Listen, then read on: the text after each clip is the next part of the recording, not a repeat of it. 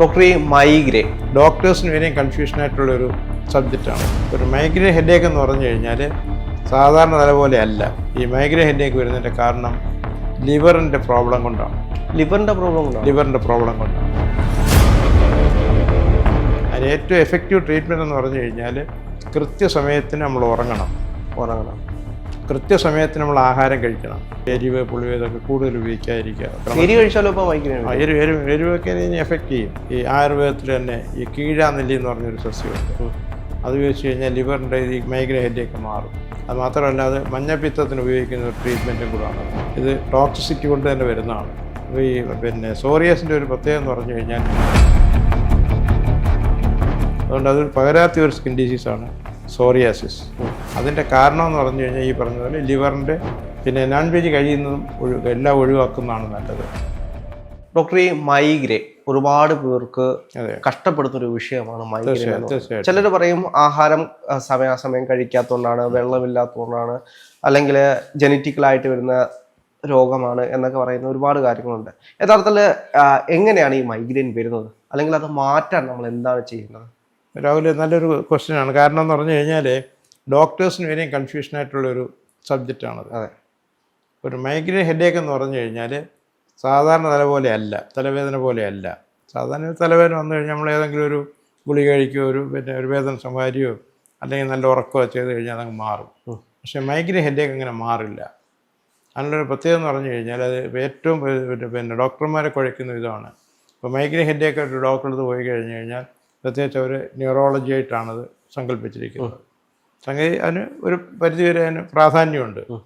അപ്പോൾ അതിന് വേണ്ടുന്ന എല്ലാം ചെയ്യും. ചിലപ്പോൾ ആളുകൾ പറയും ഒരു MRI എടുക്കണം, അല്ലെങ്കിൽ സ്കാൻ ചെയ്തെങ്കിലേ അറിയാൻ പറ്റൂ, തലച്ചോറിൻ്റെ കുഴപ്പം കണ്ടാണല്ലോ ആണെന്ന് അറിയാനാണ്. ഇപ്പോൾ ഉദാഹരണം, ബ്രെയിനിൽ ഒരു ട്യൂമർ ഉണ്ടെങ്കിലും ഈ നിൽക്കാത്ത തലവേദന മൈഗ്രെയിൻ്റെ എല്ലാ ലക്ഷണങ്ങളും കാണിക്കും. പക്ഷേ അത് നമുക്കൊരു ലക്ഷണം കൊണ്ട് തന്നെ നമുക്കറിയാൻ സാധിക്കും. പക്ഷേ മൈഗ്രെയിൻ്റെ ഈ പല റിസർച്ച് ചെയ്തിട്ടുള്ളവർ വന്നിട്ടുള്ളതിൽ ഏറ്റവും പ്രധാനമായിട്ട് ഈ മൈഗ്രെയിൻ ഹെഡേക്ക് വരുന്നതിൻ്റെ കാരണം ലിവറിൻ്റെ പ്രോബ്ലം കൊണ്ടാണ്. ലിവറും പിന്നെ അതിൻ്റെ അടുത്ത് ലിവറിൻ്റെ തൊട്ടടുത്ത് ഗാൾ ബ്ലാഡർ എന്ന് പറഞ്ഞൊരു അവയവം വരുന്നുണ്ട്. ഈ ഗാൾ ബ്ലാഡർ ഇറിറ്റേഷൻ കൊണ്ടാണ് ഏറ്റവും പ്രധാനമായിട്ട് വരുന്നത്. ഗാൾ ബ്ലാഡറിൻ്റെയും ലിവറിൻ്റെയും പ്രോബ്ലം കൊണ്ടാണ്. അപ്പോൾ ഈ തലവേദന മാറാൻ നമ്മൾ ലിവറിനെ ട്രീറ്റ്മെൻറ്റ് ചെയ്താൽ മതി. പക്ഷേ അതിന് പകരം ചെയ്യുന്നതെന്ന് പറഞ്ഞു കഴിഞ്ഞാൽ നമ്മൾ ഡോക്ടേഴ്സിനെ നമുക്ക് കുറ്റം പറയാൻ ഒക്കത്തില്ല. അതിൻ്റെ പല കാരണങ്ങളാണല്ലോ. അതിന് ഏറ്റവും എഫക്റ്റീവ് ട്രീറ്റ്മെൻറ്റ് എന്ന് പറഞ്ഞു കഴിഞ്ഞാൽ കൃത്യസമയത്തിന് നമ്മൾ ഉറങ്ങണം. കൃത്യസമയത്തിന് നമ്മൾ ആഹാരം കഴിക്കണം. പിന്നെ അമിതമായിട്ട് ഉറക്കമൊഴിയാൻ പാടില്ല. ഇതൊക്കെ നമ്മുടെ ജീവിതത്തിൽ ഇത് നടക്കത്തില്ലെങ്കിൽ ഇത് വന്നിട്ടുള്ളവർ നമ്മൾ കുറേയെങ്കിലും പാലിക്കാൻ നമ്മൾ ശ്രമിക്കണം. ഇപ്പം 100% ശ്രമിച്ചിരിക്കും. ഇത് വന്നു കഴിഞ്ഞാൽ വേറൊരു പ്രത്യേകത എന്ന് പറഞ്ഞു കഴിഞ്ഞാൽ മൈഗ്രെയിൻ ഹെഡേക്കും സാധാരണ ഹെഡേക്കും തമ്മിലുള്ള വ്യത്യാസം നമുക്കറിയുന്നത്, മൈഗ്രെയിൻ ഹെഡേക്ക് ഈ തലവേദന വന്നു കഴിഞ്ഞാൽ പിന്നെ നമുക്ക് വളരെ അസ്വസ്ഥതയാണ്. ഏതെങ്കിലും ഒരു മുറി അടച്ച ഇരുട്ടുള്ള ഒരു മുറി കതവ് അടച്ച് കിടക്കുന്നതായിരിക്കും സ്വന്തം ഇഷ്ടം. അത് ഏകദേശം മണിക്കൂറുകളോളം കിടന്നെങ്കിൽ അതിൻ്റെ വ്യത്യാസം വരുന്നുണ്ട്. അതുപോലെ സൗണ്ട് കേൾക്കാൻ പാടില്ല, ലൈറ്റ് വെക്കാൻ പാടില്ല, വർത്തമാനം പറയുന്നത് പോലും ഇഷ്ടമല്ല.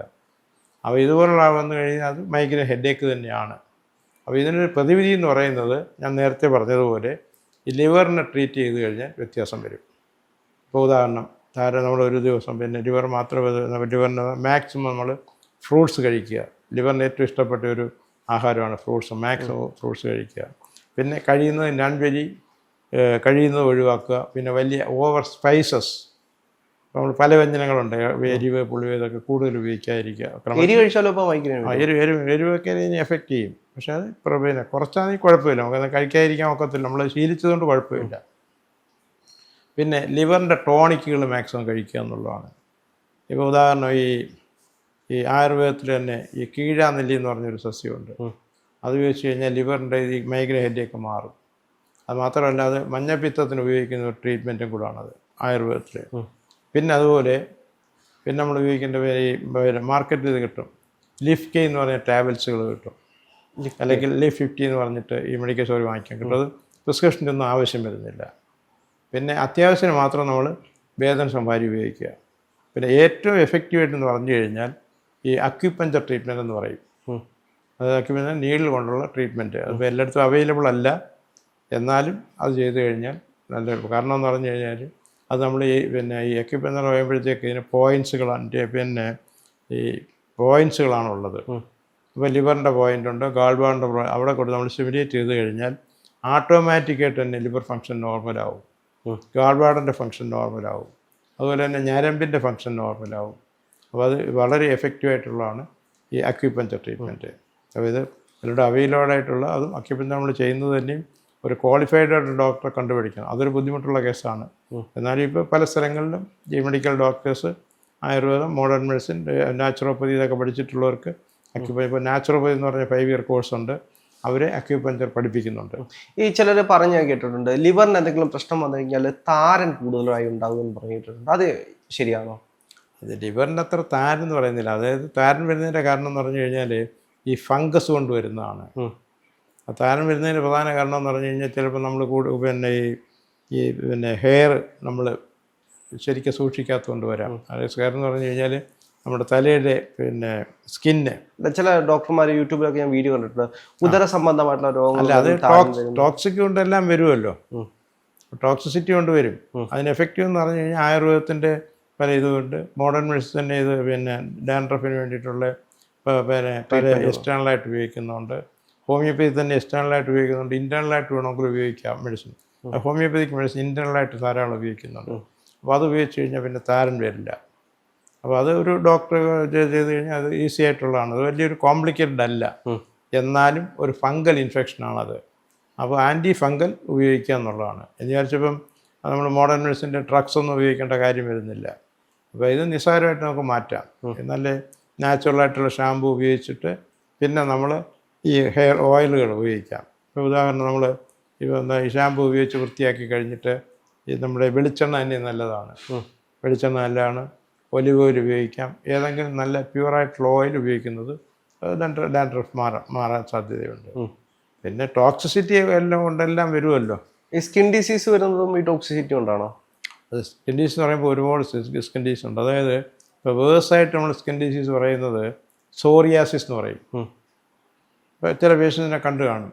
കാരണം അവർക്ക് ഈ കൈ നിറച്ച് കാർന്ന ശരീരം മുഴുക്ക വരുന്ന രീതിയുണ്ട് സോറിയാസിസ് എന്ന് പറയും. ഇങ്ങനെ വന്നിട്ട് സ്കെയിൽസ് എന്ന് പറയുമ്പോഴത്തേക്ക് ഈ ശൽക്കങ്ങൾ പോലെ, ഈ പാമ്പിൻ്റെയൊക്കെ പടം നമ്മൾ പറയത്തില്ലേ, അതുപോലെ ഡാൻഡ്രഫിൻ്റെ പോലെ ചൊറിഞ്ഞിട്ടിങ്ങനെ പൊടിയായിട്ട് വരും. അപ്പോൾ അതെന്ന് പറഞ്ഞു കഴിഞ്ഞാൽ അത് നേരത്തെ രാഹുൽ പറഞ്ഞതുപോലെ ഇത് ടോക്സിസിറ്റി കൊണ്ട് തന്നെ വരുന്നതാണ്. അപ്പോൾ ഈ സോറിയാസിൻ്റെ ഒരു പ്രത്യേകത എന്ന് പറഞ്ഞു കഴിഞ്ഞാൽ ഈ ഇത് വേറൊരാളിന് പകരത്തില്ല. പക്ഷെ നമ്മൾ കണ്ടു കഴിഞ്ഞാൽ അത് അഗ്ലിയായിട്ട് തോന്നിക്കും, പകരുമെന്നേ തോന്നിക്കും, അത് പകരത്തില്ല. അതുകൊണ്ട് അതൊരു പകരാത്ത ഒരു സ്കിൻ ഡിസീസാണ് സോറിയാസിസ്. അതിൻ്റെ കാരണം എന്ന് പറഞ്ഞു കഴിഞ്ഞാൽ ഈ പറഞ്ഞതുപോലെ ലിവറിൻ്റെ ഇത് കൊണ്ടുവരാം, ഡീറേജ് കൊണ്ടുവരാം. എന്ന് പറഞ്ഞാൽ നമ്മുടെ ബോഡിയിൽ ഏതെങ്കിലും രീതിയിലുള്ള ടോക്സിസിറ്റി ഉണ്ടെങ്കിൽ അത് വരാം. അപ്പോൾ അതിന് ഒരു മെഡിക്കൽ ഡോക്ടറെ, ക്വാളിഫൈഡ് ഡോക്ടർ ചെന്ന് കഴിഞ്ഞാൽ അതിൽ ആയുർവേദത്തിലുള്ള ട്രീറ്റ്മെൻ്റ് ഉണ്ട്, ഹോമിയോപ്പതി ട്രീറ്റ്മെൻ്റ് ഉണ്ട്, മോഡേൺ മെഡിസിൻ ട്രീറ്റ്മെൻ്റ് ഉണ്ട്, എല്ലാ സിസ്റ്റത്തിലും ട്രീറ്റ്മെൻ്റ് ഉണ്ട്. അതൊരു ക്വാളിഫൈഡ് ഡോക്ടറെ കാണിച്ചു കഴിഞ്ഞാൽ അവർ എന്തെല്ലാം കഴിക്കണം, എന്തെല്ലാം കുടിക്കണം എന്നെല്ലാം പറയാം. ഇപ്പോൾ എന്തെങ്കിലും തന്നെ ഇപ്പോൾ ഉദാഹരണം ഈ സോറിയാസ് വരുന്ന ആൾ കഴിയുന്നതും പുളിയുള്ള ഫ്രൂട്ട്സ് കഴിക്കാതിരിക്കുക എന്നുള്ളതാണ്. പുളി, അപ്പോൾ ഒരു സ്പൈസസ് ഏറ്റവും കുറയ്ക്കണം. പിന്നെ നോൺ വെജ് കഴിയുന്നതും എല്ലാം ഒഴിവാക്കുന്നതാണ് നല്ലത്. പിന്നെ അവർ കഴിയുന്നത് ഇളം വെയിൽ കൊള്ളണം, രാവിലത്തെ അല്ലെങ്കിൽ വൈകിട്ട് ആയാലും മതി. പിന്നെ അവർക്ക് എപ്പോഴും വെയിൽ കൊള്ളണമെന്ന് തോന്നിക്കും. കാരണം എന്ന് പറഞ്ഞു കഴിഞ്ഞാൽ ഇത് ഇത് സ്കെയിൽസ് ആയിട്ട് കഴിഞ്ഞിട്ട് തൊലി ഇപ്പോൾ പാടപാടയായിട്ട് പോയി കഴിയുമ്പോഴത്തേക്ക് പിന്നെ അവർക്ക് ഈ തണുപ്പും ചൂടും സഹിക്കാൻ ഒക്കത്തില്ല. അപ്പോൾ എപ്പോഴും അവർക്ക് തണുപ്പായിരിക്കും തോന്നിക്കും. അപ്പോൾ സൂര്യപ്രകാശം ഓട്ടോമാറ്റിക്കായിട്ട് തന്നെ അവർ പോയി വെയിൽ കൊള്ളും. അതാണ്. പിന്നെ അതിനവർ യാതൊരു ഡിറ്റർജൻറ്റ്, സോപ്പൊന്നും ഉപയോഗിക്കാതിരിക്കുക. അതിന് പകരം ഒന്നും ഉപയോഗിക്കാതെ വെറും വെള്ളത്തിലൊരു കുളിച്ചാൽ, ചെറിയ ചൂട് വെള്ളത്തിൽ കുളിക്കുന്നതായിരിക്കും ഏറ്റവും നല്ലത്. സോപ്പ് ഉപയോഗിക്കാനേ പാടില്ല. പിന്നെ അതിന് സ്പെഷ്യലായിട്ടുള്ള ഓയിൻമെൻറ്റുകളുണ്ട്. അപ്പോൾ ആ ഓയിൻമെൻറ്റ് എല്ലാ സിസ്റ്റത്തിലും ഉണ്ട്. അത് അത് ഓയിൻമെൻറ്റ് വെളിയിലും അകത്ത് കഴിക്കാൻ ധാരാളം മെഡിസിൻസ് ഉണ്ട്. അത് കഴിഞ്ഞ് കഴിഞ്ഞാൽ പരിപൂർണമായിട്ട് മാറും. പക്ഷേ അത് നല്ലൊരു ക്വാളിഫൈഡ് ഡോക്ടറാണെങ്കിൽ അത് വളരെ ബോധപൂർവ്വം അത് അറിവായിട്ട് ചെയ്ത് എന്തൊക്കെ കഴിക്കണം, കുടിക്കണം, ഇതെല്ലാം പ്രധാനമായിട്ട് പിന്നെ പ്രോപ്പറായിട്ടുള്ള മെഡിസിൻസ് കൊടുത്തു കഴിഞ്ഞാൽ അത് പരിപൂർണമായിട്ട് മാറ്റാവുന്നതാണ്. എന്നാലും ചില പേഷ്യൻറ്റ് വളരെ കുഴപ്പമുണ്ട്. എന്നാലും ഒരു ലോങ് പീരീഡ് കൊണ്ട് അത് മാറ്റാൻ സാധിക്കും.